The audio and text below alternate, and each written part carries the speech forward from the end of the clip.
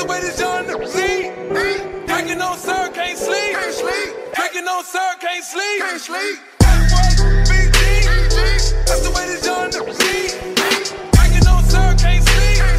Drinking on sir, can't sleep. Yo les gars, j'espère que vous pétez la forme. Aujourd'hui on se retrouve pour une toute nouvelle vidéo assez spéciale où je vais vous donner mon top 5 des personnages les plus sous-estimés de One Piece. Bon, avant de commencer cette vidéo, je tenais à vous remercier parce que le dernier top que je vous avais proposé vous a énormément plu et vous avez laissé un max de pouces bleus, chose qui m'a énormément fait plaisir. Et pour cette vidéo, explosez-moi ce pouce bleu, chose qui fera avancer la chaîne. Ça prend que 5 secondes, même pas 5 secondes pour être honnête avec toi. Voilà, je te le dis tout de suite. Si tu ne laisses pas un pouce bleu, Big Mom va te forcer à dormir à côté d'elle et après elle va te manger. Voilà, je t'aurais prévenu.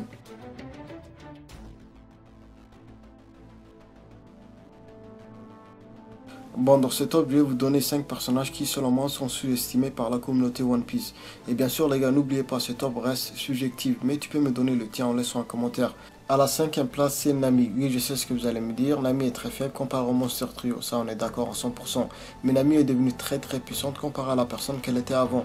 Elle a beaucoup progressé. Et je vous rappelle qu'elle a passé 2 ans dans une île céleste. Et elle a développé pas mal de techniques assez classes. Et je vous rappelle que Nami n'est pas vraiment une combattante. Et donc, de ce fait, c'est normal qu'elle soit faible comparé au reste de l'équipage.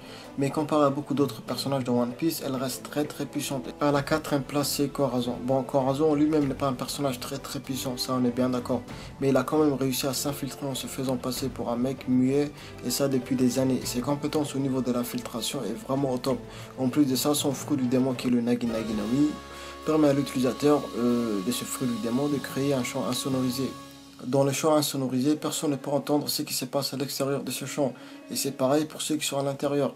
Ils ne peuvent pas entendre ce qui se passe à l'extérieur. Ce fruit du démon est parfait pour une personne comme lui, qui fait tout dans la discrétion. Et un personnage comme lui est important pour tout type d'organisation, que ce soit les pirates, l'armée marine, les révolutionnaires ou bien même la mafia. À la 3e place, c'est Urouge. Bon, lui, je le mets à la 3e place parce qu'il a quand même réussi à battre un Suite Commander. Alors que la plupart d'entre nous pensaient qu'il était très faible, vu qu'il a une prime très faible. Même Zoro, qui est le second capitaine, a une prime plus grosse que lui. Et donc de ce fait, on a tous cru qu'il était très faible. Moi en premier, et il nous a quand même pris par surprise en battant un Suite Commander, alors que Kid a perdu face à un Suite Commander. Et pour moi, il mérite largement sa place dans ce top. À la 2e place, c'est Buggy le Clown. Bon, Buggy le Clown est très sous-estimé par la communauté. Limite, il est plus vu comme un clown qu'un pirate. Et c'est un petit peu compréhensible. La seule fois où il a apparu, il nous a fait plus rire que voilà autre chose. Mais je dois vous rappeler que ce mec faisait partie de l'équipage du très grand pirate de tous les temps, Gold Roger.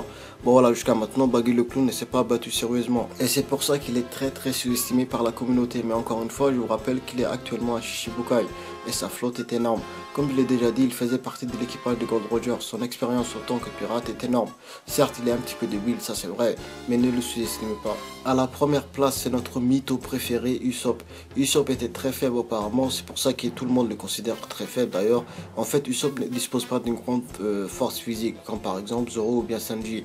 Encore une fois, c'est normal, c'est un sniper. Les snipers ne se battent pas vraiment au corps à corps. Et Oda a dit dans un SBS que la force actuelle de Usopp est équivalente à la force de Zoro avant le time skip. Ce qui montre que Usopp a beaucoup progressé durant le time skip.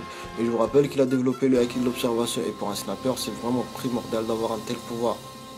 Bon les gars, c'est la fin de cette vidéo, j'espère qu'elle vous a plu. Voilà, c'est vrai que ces derniers temps je vous propose pas mal de tops, mais en même temps j'ai écrit une très grosse théorie sur Sanji qui va sortir le week-end prochain. Donc j'essaie de vraiment retranscrire tous les éléments que j'ai en tête. Bref les gars, n'oubliez pas de laisser un max de pouces bleus pour faire avancer la chaîne et partager cette vidéo dans les réseaux sociaux. Sur ce, Nakama, ciao.